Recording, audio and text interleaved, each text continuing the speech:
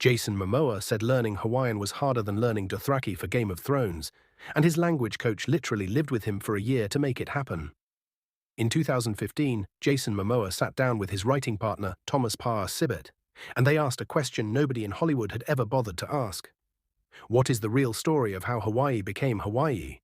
The idea started as a feature film about King Kamehameha, the most famous Hawaiian in history.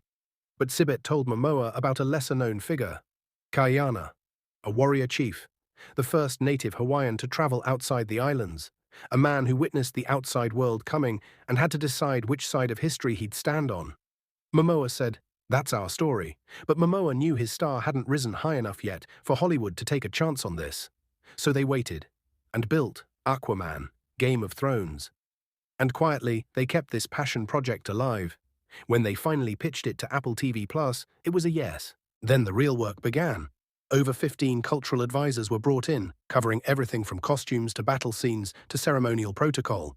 War canoes were built from scratch using traditional techniques. And Momoa had his Hawaiian language coach move in with him, literally live with him, for nearly a year. Only 20% of the cast was fluent in Hawaiian going in. The rest learned from scratch. Momoa called it the hardest thing he'd ever done. Harder than Dothraki, harder than Aquaman. But when you watch it, you feel why it had to be done exactly like this. Hans Zimmer scored it, a $350 million budget backed it, and the result is a 93% on Rotten Tomatoes, with critics calling it Jason Momoa at his ferocious best. This isn't just a TV show, it's 10 years of a man fighting to tell his culture's story on a global stage. Chief of War is on Apple TV Plus right now.